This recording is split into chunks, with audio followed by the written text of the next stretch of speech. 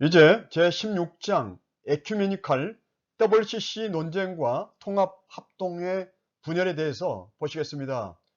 989페이지에 있습니다. 통합과 합동 분열에 대해서 제가 몇 년 전에 우리 총신대학교 신학대학원 100주년 기념 예배당 중강당에서 발표한 바가 있습니다. 그 내용을 수용 보완해서 역사신학 논총에다가 논문을 기고를 한 적이 있습니다. 그 논문을 LMS 자료실에다가 이제 올리겠습니다. 시간 되시는 대로 참고하시면 좋을 것 같습니다. 먼저 에큐메니칼 논쟁의 역사적 배경을 보시겠습니다. 990페이지 보시면 WCC가 1948년 암스테르담에서 창립대회를 갖게 되었습니다. 이 에큐메니칼 운동이 초기부터 우리 한국교회에 비상한 관심과 많은 논란과 갈등을 초래했습니다. 1954년에 에반스톤에서 제2차 WCC 총회가 열리게 됩니다. 이때 우리 장로교 총회에서 두 분의 목사님을 파견합니다. 그런데 그 보고가 각각 다르게 나타나고 있습니다. 김현정 목사님은 WCC에 대해서 아주 긍정적인 보고를 하게 되고요. 반면에 명신홍 목사님은 WCC에 대한 반대, 그러니까 부정적인 보고를 하게 됩니다. 이후에 이 명신홍 목사님은 1964년에서 1968년 그 기간 동안에 우리 총신의 9대 교장을 역임을 하십니다. 그러니까 우리 총신의 발전함에 따라서 리더십의 명칭이 교장에서 학장으로, 학장에서 총장으로 이렇게 변화가 되는 것이죠. 근데 그때 당시에 이제 우리 사당 캠퍼스를 조성하는 데 있어서 상당한 그 재정이 필요했습니다. 그런데 당시에 이 명신홍 목사님이 말기암 그러한 상태였는데도 불구하고 미국에 가셔서 미국 교계의 활동을 활약을 하셔서 5만 불의 그 헌금을 약속을 받고 우리 고국에 다시 돌아오셨습니다. 991페이지 보시면 신앙동지회와 한국복음주의협회 NAE 조직에 대해서 보시겠습니다. 한국교회에 그러니까 에큐메니칼 운동을 반대하는 반에큐메니칼 운동을 주도한 이들은 우리가 이미 보았습니다. 조선신학교 51인회 이분들과 뜻을 같이 하는 10명의 여성 신학생들이었습니다. 이분들은 신앙동지회를 결성을 하고요. 이후에 복음주의 운동을 진행해 나가게 됩니다. 992페이지 보시면 한국 동란 중에 미국의 복음주의 협회, 그러니까 NAE의 구제위원회가 한국에 구호물자를 보냈습니다. 이를 통해서 NAE가 한국에 소개가 되었습니다. 미국의 NAE는 칼 헨리를 중심으로 해서 조직이 되었고요. 한국의 NAE는 신앙동지회를 중심으로 해서 조직이 되었습니다. 한국의 NAE는 근본진리 5개항을 이제 신앙으로 고백을 했고요. 분리주의와 반문화주의를 극복하고 기독교의 대사회적 영향력 회복을 위해서 힘썼습니다. 당시 WCC를 반대한 단체는 미국의 NAE였고요. WEF였습니다. 다음으로 한경진 목사와 에큐메니칼 운동의 저변 확대를 보시겠습니다. 994페이지입니다. 이 부분은 간략하게 보고 넘어가겠습니다. 995페이지에 보시면 한경진 목사님에 대해서 정리를 하고 있습니다. 이분은 1955년에 대한예수교 장로회 총회장으로 역임을 하셨고요. 1956년에는 KNCC의 회장으로도 역임하셨습니다. 그리고 온건한 복음주의 노선, 성서 중심의 복음주의 신앙, 폭넓은 에큐메니칼 정신을 갖고 있다라고 우리 교재는 평가를 합니다. 이러한 것들이 영락교회 4대 지도 이념에 나타나 있습니다. 996페이지 보시면 그 4대 지도 이념이 있는데요. 첫째는 성서 중심의 복음주의적 신앙, 두 번째는 경건한 청교도적 생활훈련, 그리고 세 번째는 에큐메니컬 정신으로 교회 상호 간의 협력과 연합사역. 네 번째는 교회의 대사회적 양심의 구현. 그리고 1004페이지 보시면 교회 일치는 정통에 선행한다는 그런 입장을 갖고 있었다라고 우리 교재는 평가하고 있습니다. 다음으로 NAU와 WCC의 대립을 보시겠습니다. 1005페이지에 있습니다. WCC는 전 세계 교회의 연합과 일치를 내걸고 있지만은 그러나 우리 한국교회에서는 이 WCC가 교회 분열의 큰 요인이 되었던 것입니다. 1005페이지 보시면 우리 총회에서는 WCC에 대해서 8명의 연구위원을 선정을 해서 연구하도록 이렇게 했습니다. 그래서 WCC 에큐메니컬 지지자 중에는 한경직, 전필순, 윤호준, 왕강국 이분들이었고요. 그리고 반대자로서는 박형용, 박병훈, 황은균, 정규호 이분들이었습니다. WCC를 반대하는 입장에서는 칼빈 정통 보수 신학을 그리고 사상을 바탕으로 하는 우리 한국 장로교회가 도저히 이 WCC를 받아들일 수 없다라는 입장이었습니다. 그래서 WCC는 신신학과 단일교회 운동과 용공주의 사상을 내포하고 있는 것으로 이렇게 인식을 했고 주장을 하게 됩니다. 여기서 용공주의에 대해서 나오고 있는데요. 당시 소련을 중심으로 해서 공산주의자들이 많은 기독교인들을 살상을 하고 핍박을 했습니다. 그런데 그러한 공산주의자들의 앞잡이가 되거나 동조했던 세력들이 상당한 많은 숫자가 WCC에 가담했다라고 WCC 반대하는 분들이 그 명단을 제시하기도 했습니다. 1008페이지 보시면 WCC 찬성자들과 반대자들의 대립이 나오고 있습니다. 먼저 3천만 원 사건이 나오고 있습니다. 아직도 통합과 합동의 분열의 주요 원인을 3천만 원 사건이다 라고 주장하는 통합 측 인물들이 아직도 있습니다. 그러나 그것은 사실과 다릅니다. 총회신학교가 남산 조선신공 자리에서 수업을 진행해 나갔습니다. 그런데 문교부 인가를 받기 위해서 학교 부지가 필요했고요. 당시에 국회의사당이 그 지역에 들어온다 그런 소식도 있었습니다. 그런 가운데 박내승 총무과장이 박호근이라는 사람을 소개를 받습니다. 이 박호근 이 사람이 이제 국회 부의장을 그리고 재무부 장관을 자신이 잘 알고 있기 때문에 학교 부지를 불하는데 자기가 이렇게 할 수 있겠다라고 해서 그때그때 필요한 돈을 가지고 갔습니다. 그런데 이제 행정적이고 재무적인 부분을 잘 모르는 박형용 박사님이 그렇게 이제 이사회에 승낙 없이 이렇게 이제 결재를 해 주무십니다.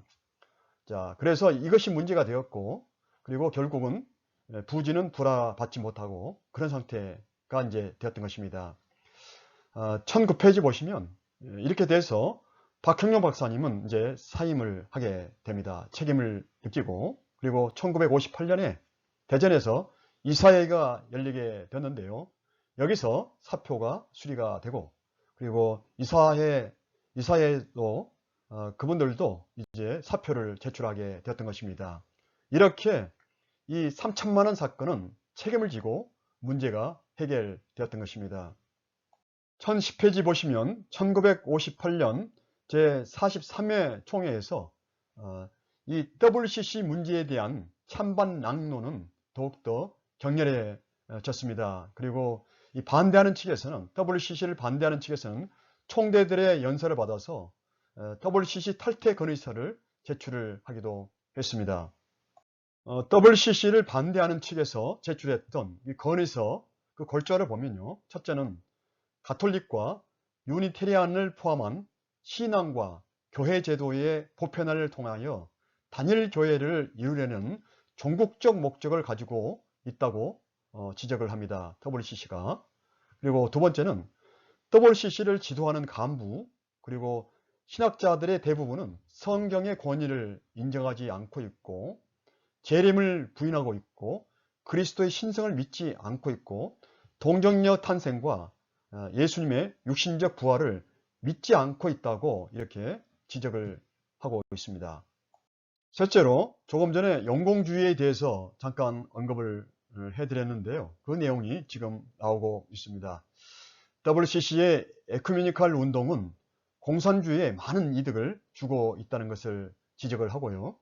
40여 명의 공산국가의 대표들은 자유의 신앙적 성직자들을 투옥 또는 극형하였던 자들이라고 이렇게 명단을 제시하면서 지적을 하고 있었던 것입니다. 그리고 WCC는 사도신경을 그 신앙의 기초로 받아들이지 않고 있다라는 것을 지적을 하고 있습니다. 다음으로 경기노예 총대권 문제를 보시겠습니다. 1018페이지에 있습니다. 경기노예 안에, 그러니까 WCC 측과 NA 측에 극명한 대립이 있다는 것을 여기서도 확인을 해볼 수가 있는 것입니다. 1959년 5월 달에 경기노예 정기법노예가 승동교회에서 개최되었습니다. 이때 중요한 안건은 총회에 이제 파견할 총대를 이제 투표로서 선출을 하는 것인데요. 이때 NA 측이 압승을 이제 하게 되는데 총대 28명 중에 NA 측이 18명으로 선출이 됩니다. 총대라는 것은 노회에 이제 많은 숫자의 목사님들, 이제 장로님들이 계십니다. 그분들이 총회에 다 참석을 하는 것이 아니고요. 노회에서 몇 분만 이렇게 선정을 해서 총회에 파견을 합니다. 이분들을 총대다라고 이렇게 말을 합니다. 그래서 정기노회 때 NA 측이 18명으로 총대가 선출되었는데요. 그런데 6월 달에 갑자기 노회장이 임시노회를 소집을 하게 됩니다. 그런 가운데 NA 측이 대부분이 이제 참석하지 않은 가운데 다시 총대를 임시노회에서 선출을 하게 됩니다. 그래서 다시 임시노회에서 선출하게 되니까 28인 총대 중에 26명이 WCC 측의 인물들로 이렇게 선출이 되었던 것입니다. 자, 그런데 문제는 경기노회 규정에 보면 총대를 선출하는 그런 투표는 정기노회에서 한다라고 이렇게 되어 있습니다. 그렇기 때문에 임시노회에서는 총대를 선출할 수가 없었던 것이죠.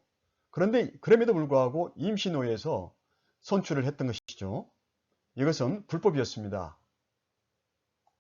이제 분열의 제44회 대전총회를 보시겠습니다. 통합합동의 분열입니다. 우리 교재 1019페이지에 나와 있습니다.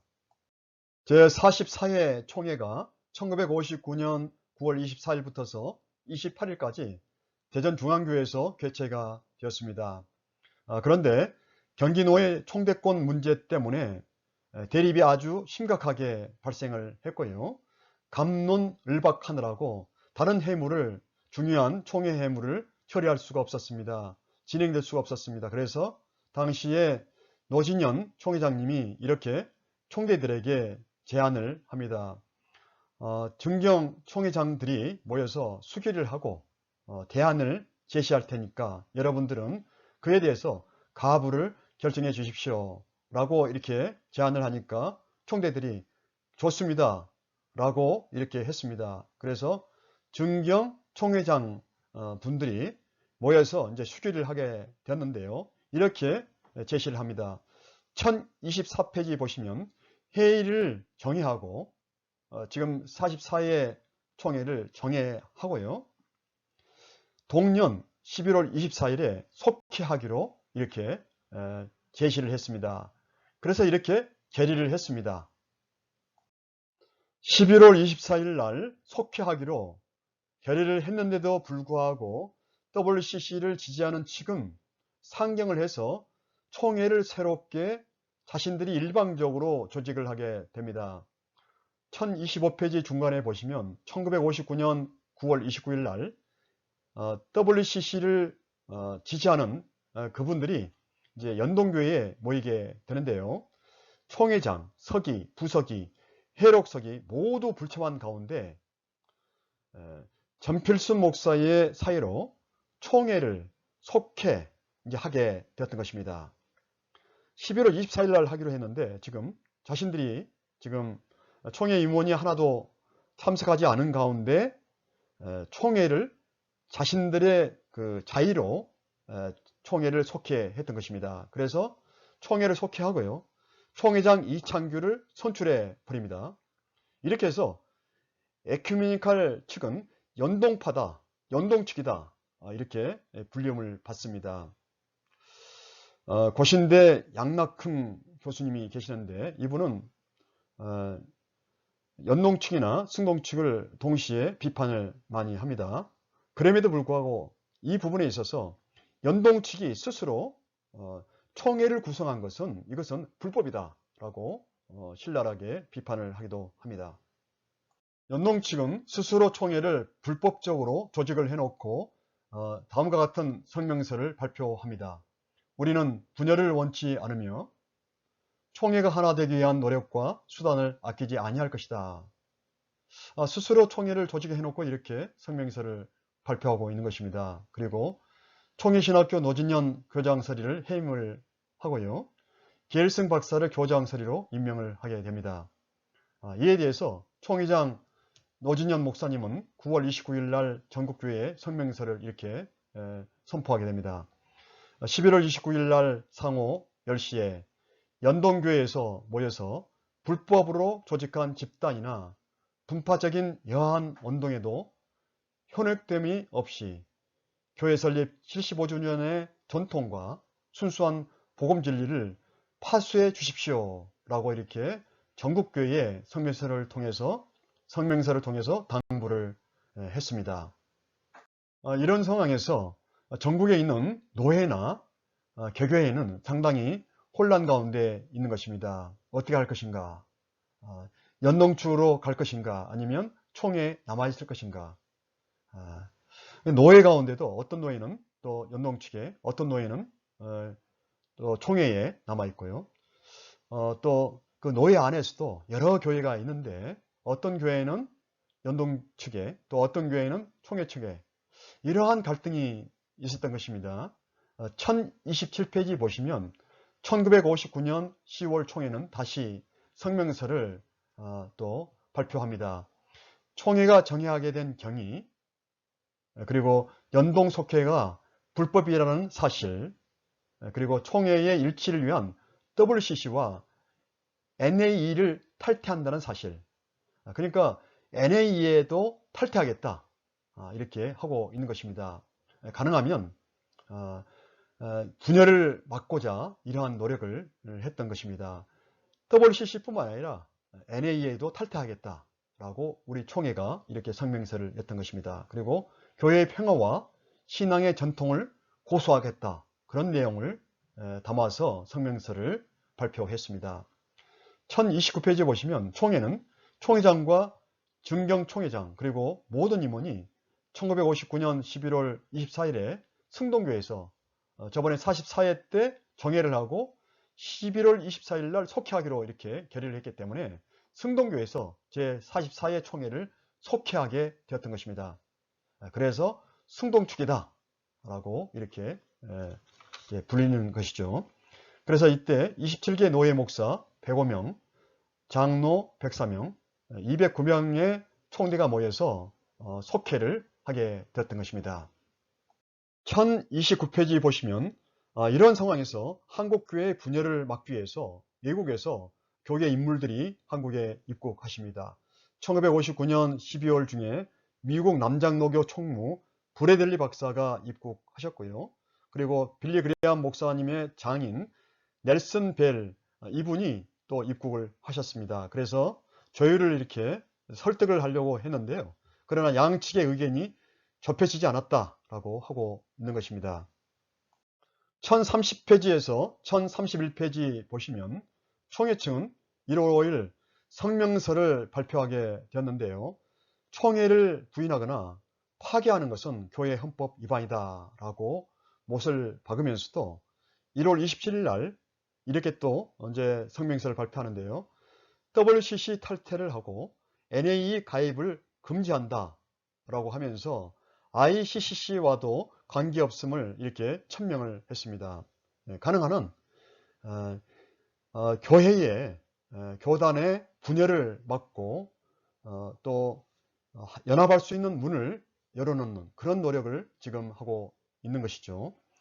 그런데 연동 측은 1960년 2월 17일 날 세문안 교회에서 통합총회를 개최하고요. 자신들의 정통성을 주장을 해 나갔습니다. 이렇게 해서 1959년에 연동 측과 승동 측, 통합 측과 합동 측이 분열이 되었던 것입니다. 1033페이지 보시면 아주 유명한 책이 나오고 있습니다. 우리 한국 장로교뿐만 아니라 한국 교계에 권위 있는 책으로서 한국 북장로교 선교사라는 책입니다. 해리 로즈 그리고 아키발드 캠벨 이분들이 썼던 책인데요. 여기 이제 소개된 책은 볼 2입니다. 볼 1이 있고 볼 2인데요. 이 책이 바로 볼 1입니다. 이분들이 썼던 책인데 볼 1.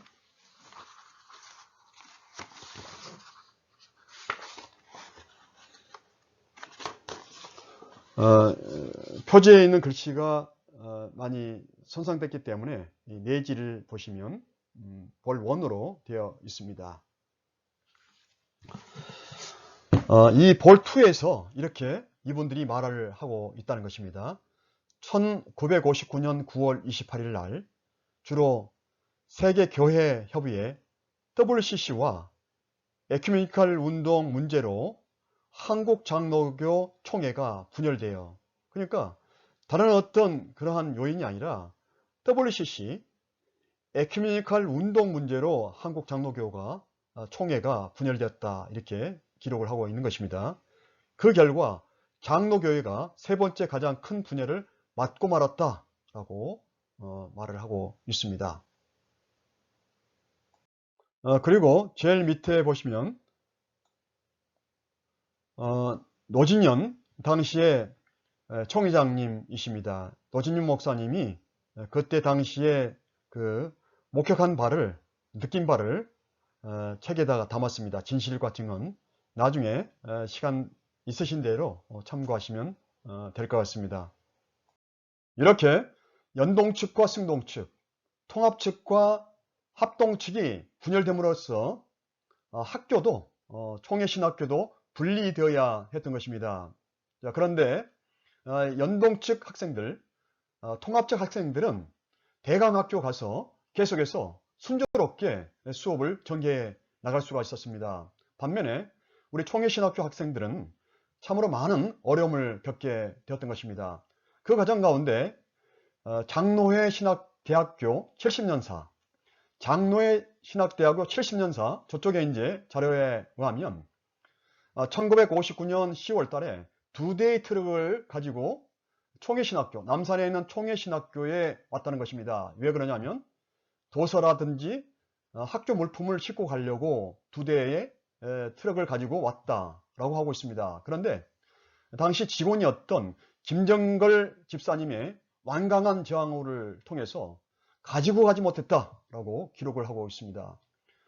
우리 측 자료인 총회록과 총신 90년사에 의하면 1959년 11월 17일과 18일 날 두 번에 걸쳐서 5대, 6대의 트럭을 몰고 왔다.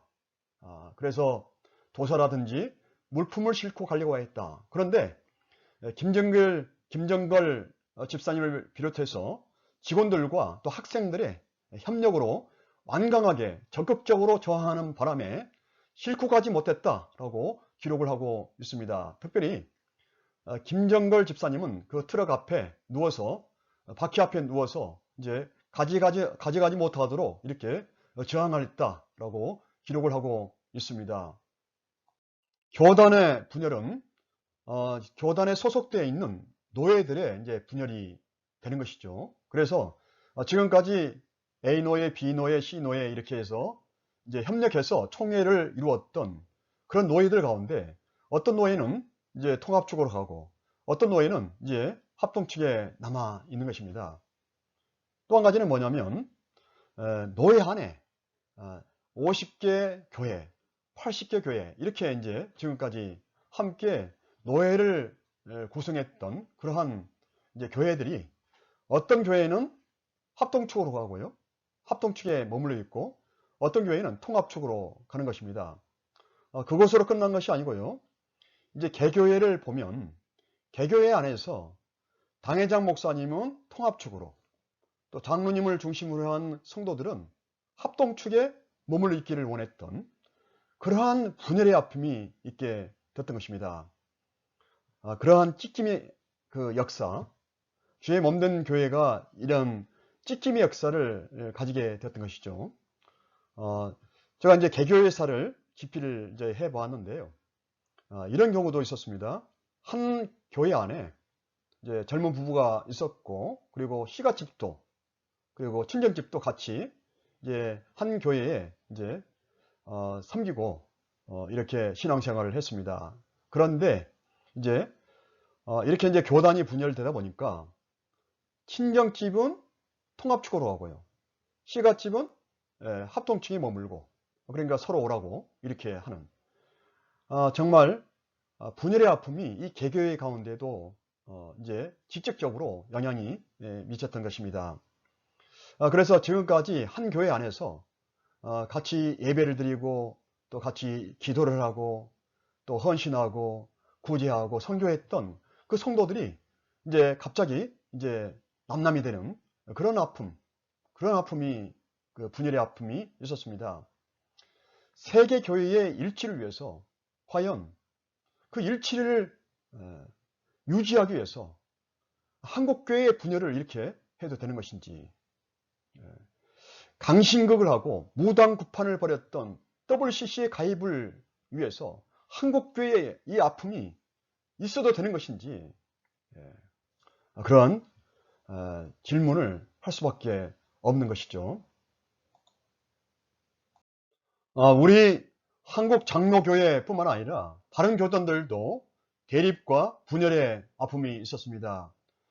이제 제 17장 감리교, 성결교, 심리교의 재건 대립 분열을 보시겠습니다. 1035페이지에 나와 있습니다. 먼저 감리교의 분열과 연합을 보시겠습니다. 1036페이지 하단에 나오고 있습니다. 감리교는 재건파와 복흥파의 대립과 분열이 있었습니다. 감리교의 재건에 대해서는 지난 시간에도 봤기 때문에 간략하게 보고 넘어가겠습니다. 1945년 이규갑, 변홍규 이런 목사님들을 중심으로 해서 동대문 교회에서 재건을 추진을 해 나갑니다. 그래서 이분들이 재건파 지도자들입니다. 그래서 삼부연회를 조직하고요. 왕성한 그 활동을 펼쳐나갑니다. 그리고 기독교 조선 감리회 유지위원회를 조직을 합니다. 유지위원회입니다. 그래서 이분들은 일제잔재를 청산하고 그 토 위에서 교회를 재건해 보자 라고 했습니다. 그래서 신사참배를 결정하고 일제신여로 전락했던 그 교단을 이제 1939년 이후의 역사를 부정하고 그 이전의 감리교 전통을 계승하자라는 주장을 펼쳐 나갔습니다. 1041페이지 상단에 보시면 이제 복흥파가 등장을 합니다. 1946년 4월 7일 날 강태희, 장세환, 조민영을 중심으로 해서 기독교 조선 감리회 수습대책위원회가 구성됩니다. 조금 전에 재건파는 유지위원회를 구성을 했다고 말씀을 드렸습니다. 이 복흥파는 수습대책위원회를 조직을 했던 것입니다. 그리고 복흥의 기본 방침을 성명을 냈습니다. 그래서 재건파를 견제를 하게 됩니다. 1941년 3월 10일 날 기독교 조선 감리회 임시특별총회가 헌장 폐기를 결의를 했는데 그 이전으로 복흥하자라고 이분들은 주장을 했습니다. 이 복흥이라는 말을 이 한문으로 부흥이라고 할 때 이 한문을 똑같이 쓰거든요. 부흥할 때도 이 한문을 씁니다. 예, 참고로 알고 계시면 좋을 것 같습니다. 복흥파가 주장하는 골자는 이렇습니다. 첫째는 복흥은 반드시 진정한 기독교회가 되게 하자는 것입니다. 그리고 두 번째는 복흥은 진정한 감리교회가 되게 하자는 것입니다. 세 번째는 복흥은 조선족 교회가 되게 하자는 것입니다. 그리고 복흥적 재건을 말하는 것입니다. 라고 하고 있고요. 유지위원회의 독선과 독단, 연애 창설을 배제 거부하는 것입니다. 라고 성명을 했던 것입니다. 여기서 유지위원회가 나오죠. 재건파의 유지위원회가 나오고 있습니다. 그래서 정리해보면 재건파는 일제의 잔재와 부역교역자들이 완전한 퇴진을 요구했던 것이고요. 그리고 복흥파는 죄의 청산보다는 이 일제의 잔재 청산보다는 신앙 부흥을 통해서 교회를 재건하자, 이렇게 주장이 엇갈리고 있었던 것이죠. 감리교는 심각한 대립과 갈등으로 이제 치닫게 됐습니다. 그래서 총리원과 신학교도 두 개가 이렇게 분립이 되었고요. 교권의 확장과 교회 정탈이 노골적으로 일어나게 되었던 것입니다. 이렇게 되자 이 감리교회는 평신도들이 일어나게 되었던 것이죠. 그래서 양측의 합동을 이 평신도들이 촉구를 하게 되었던 것입니다. 이렇게 되니까 합동을 할 수밖에 없는 그러한 입장에 있었던 것이죠. 1045페이지 하단에 보시면 이렇게 돼서 합동을 이제 하게 됩니다. 1949년 4월 달에 정동제일교에서 통합총회를 회집해서 합동을 하게 됩니다. 1047페이지에서 1060페이지에 보면 유형기 감독에 대해서 나오고 있고요. 그래서 유형기 감독 이분의 지도력 아래서 또한 감리교가 갈등을 하고 있었습니다. 또 한 번의 분열이 있었습니다. 1060페이지에 보시면 유형기 감독의 연임에 대한 갈등이 있었습니다. 지난번에 아빙돈 단권 주석을 번역할 때 책임자였던 분이 바로 유형기 목사님이셨어요. 자, 그래서 1955년에 호원파가 단독 총회를 구성을 하게 되고요. 두 번째 지금 갈등과 분열이 있게 되었던 것입니다. 그래서 1061페이지 중간에 그리고 62페이지 하단까지 보면 그런 가운데 1959년에 김종필 목사님이 감독이 되면서 3월 달에 감리교회는 다시 교단 통합을 실현하게 됩니다. 극적으로. 다음으로 성결교회의 신학적 대립과 분열을 보시겠습니다. 1063페이지에 나오고 있습니다. 1065페이지 중간에 보시면 성결교회가 해방 이후에 NCC에 적극적으로 가입을 해서 활동을 했습니다. 특히 성결교회 김창근 목사님이 NCC의 회장에 피선되기도 했습니다. 그런데 WCC가 신학적으로 문제가 있다라는 사실이 알려지게 되고 점차 갈등이 표출되게 되었던 것입니다. 1955년 제10회 총회에서 이명기 목사님이 이제 동의하에 NAE에 교단적으로 가입하기로 결의를 했습니다. 우리 총회에서 WCC와 NAE의 대립과 갈등이 있었다라고 했는데요. 이 성결교회도 WCC 측과 NAE 측의 갈등이 있었던 것입니다. 그래서 우리 책 1068페이지에 WCC 측과 NAE 측의 대립과 분열이 나오고 있습니다. 1070페이지 보시면 서울신학대학교에서 이명직 학장은 NCC에서 탈퇴해야 한다라고 강력하게 주장을 하셨고요. 반면에 학감 김창근 목사님은 NCC에서 탈퇴해서는 안 된다라고 강력하게 또한 주장을 합니다. 이렇게 되니까 교수들도 의견을 이렇게 달리하게 되는, 둘로 갈라지는 그러한 일들이 있었습니다. 그래서 WCC 탈퇴를 주장해온 이명직, 이성봉, 김웅조 목사님을 중심으로 해서 1961년 4월 14일에 복음진리 수호 동지회를 조직을 하게 됩니다. 이렇게 해서 교단이 이제 분열이 되는데요. 보수 측은 예수교 대한성결교회 예성이라는 이름을 채택을 했고요. 진보 측에는 기독교 대한성결교회 기성이라는 이름을 채택을 했습니다. 다음으로 주류로 편입하는 침례교회의 재건과 발전 그리고 분열을 보시겠습니다. 1073페이지에 나오고 있습니다. 침례교회에서는 교단 명칭으로 인해서 상당한 대립과 갈등이 있었습니다. 1075페이지 보시면 편익에 대한기독교로 회귀하자, 환원하자 그런 측이 있었습니다. 그러니까 일제시대에 동아기독교 혹은 대한기독교로 명칭이 있었는데요.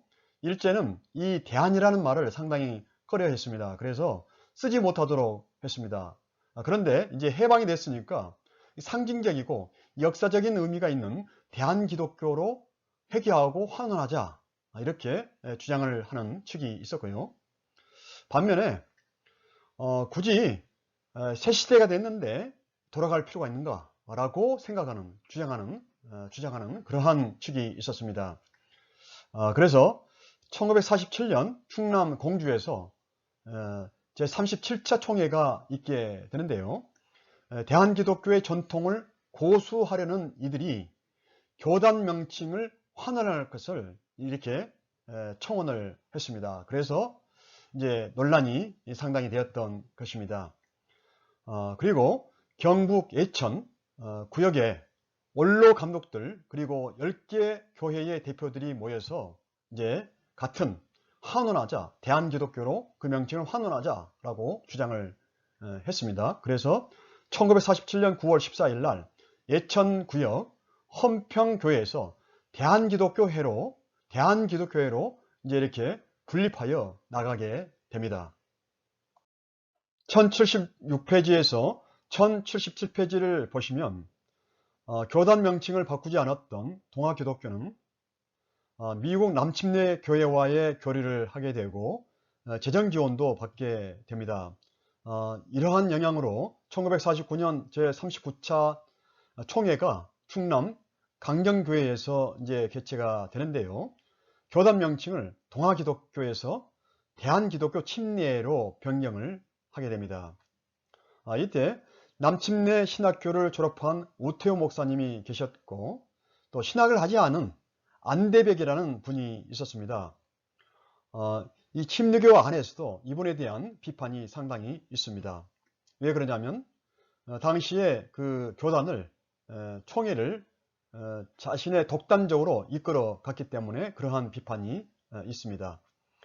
근데 안대벽 이분이 이 우태호 목사님을 교단에서 이제 소외시키고 애국 선교와의 교류를 주도적으로 이렇게 하게 이제 되는 것이죠.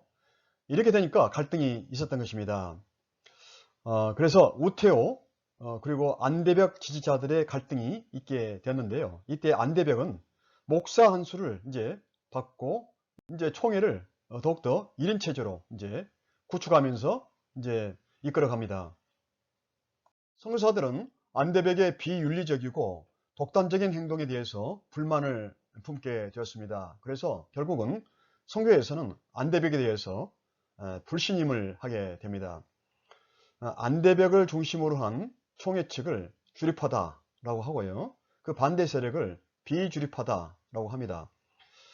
이 주립파와 그러니까 총회 측과 선교 측은 갈등이 있었는데요. 총회 전체적인 갈등이 아니었고 안대백의 그 중심이 있었기 때문에 그렇게 총회와 선교회의 갈등으로 이렇게 비춰졌던 것입니다. 또한 주립파와 비주립파의 갈등이 있었습니다. 자, 그래서 비주립 측은 대한기독교 침례의 총회 수습대책위원회를 결성을 하고요.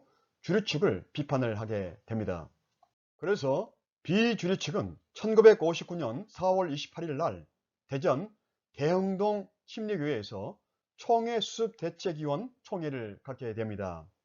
그리고 이어서 4월 29일 날 제49차 연차 총회를 개최하게 됩니다. 이때 196개 교회 중에 140교회가 오게 되고요. 모이게 되고 그리고 228명의 대의원 가운데 많은 숫자인 198명이 참석을 하게 됩니다. 이렇게 해서 합법적인 총회로 인정이 되게 됩니다. 미국 남침내 선교부는 비주류 측이 주도한 대전총회를 합법적인 총회로 인정을 하게 됩니다. 한편 주류 측은 1959년 5월 달에 포항 침례교회에서 김영회를 총회장으로 별도의 총회를 열게 됩니다. 이렇게 되니까 비주류 측의 대전총회와 주류 측의 포항총회로 분열되게 되었던 것입니다. 그래서 대전총회 측은 기독교 한국침례회로, 포항총회 측은 한국기독교 침례회라는 명칭을 사용하게 되었습니다. 그런데 이렇게 분열된 양 교단은 1968년 4월 16일 날 합동총회를 열고 새로운 출발을 하게 됩니다. 그래서 1976년 11월 4일에는 기독교 한국침례회로 그 명칭을 변경하게 되었습니다. 그러나 서두에서 말씀드린 바와 같이 이처럼 한국교회가 대립과 분열로서만 치달았던 것은 아니었습니다. 연합과 하나를 위해서 여러가지 다각도의 모색과 논의가 있었고요. 실천이 있었습니다. 먼저 예장합동과 고려파는 1952년에 분열이 되었지만 1960년 12월 13일 날 다시 하나가 되었습니다. 물론 63년도에 환원이 되기도 했지만은 그래도 하나가 되었다는 역사적인 의미가, 중요한 의미가 있는 것이죠. 두 번째로 예장 통합과 합동은 1959년 제44차 총회 직후에 분열이 되었지만 그럼에도 불구하고 1975년까지 수차례 함께 기도하며 만나고 재연합을 논의를 했습니다. 세 번째는 1979년 주류와 비주류의 갈등 가운데 개혁파가 비주류파, 개혁파가 나갔지만 2005년도에 다시 하나가 되었습니다. 그리고 초교파적으로 연합운동이 있었는데요. 그 대표적인 사례가 한국장로교 협의회 그리고 한국장로교 총연합회가 조직을 했고 활동을 했습니다. 그리고 1965년에 시작을 했고요. 1973년에 빌리 그레이엄 전도집회, 그리고 74년도에 엑스플로 74, 이렇게 70년대 80년대를 오면서 대중전도 및 민족복음화 운동을 통한 초교파적인 연합운동이 있었습니다. 그래서 수많은 사람들이 모여서 예배를 드리고 성경 공부를 하고 전도를 했습니다. 여의도에서는, 여의도 광장에서는 하루에 100만 명이 모여서 하나님을 찬양하고 경배했던 그런 역사가 있었습니다. 그리고 한국복음주의 신학회를 비롯한 한국복음주의 운동을 통한 연합운동이 있었습니다. 이제 2학기 수업을 모두 마치면서 결론적인 말씀을 간단하게 드리고자 합니다. 우리 한국교회의 역사를 살펴보면 성찰해야 할 부분이 분명히 있습니다. 그럼에도 불구하고 초기 성사님들과 우리의 신앙의 선진들이 완벽하지는 않았지만 주님을 사랑했고 말씀을 지키려고 치열하게 분투했습니다. 절망의 시대에 십자가의 복음으로 소망을 제시했습니다. 그리고 영혼을 향한 불타는 심정으로 민족 복음화를 전개했고요. 나라와 민족에 대한 시대적 사명을 나름대로 잘 감당했다고 저는 생각하고 있습니다. 이제 우리가 선진들의 신앙과 열정을 계승 발전해 나가야 되리라고 믿습니다.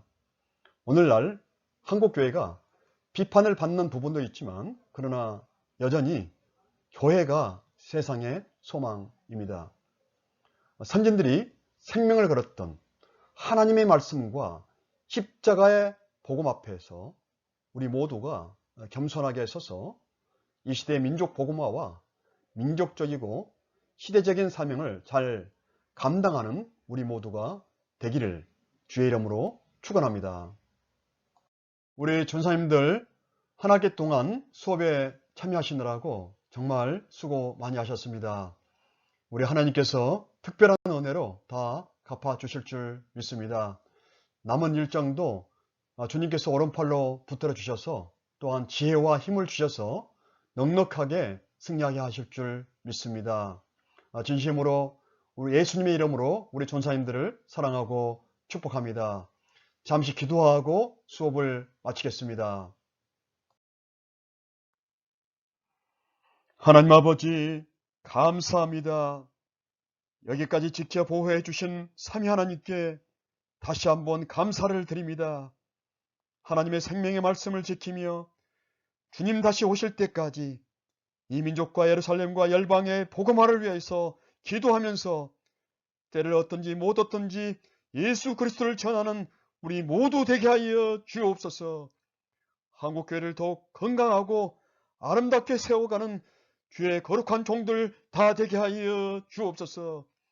한 학기 동안 수고하며 함께했던 우리 전사님들의 학업과 사역에 기름 부어 주시고 사역의 문도 열어주시며 앞길이 열어지는 역사 있게 하여 주옵소서. 학업에 어려움이 없도록 재정의 축복도 허락하여 주옵소서. 남은 2학기 일정도 넉넉히 승리하도록 도와주옵소서. 예수 그리스도 이름으로 감사하며 기도드립니다. 아멘. 정말 수고 많이 하셨습니다.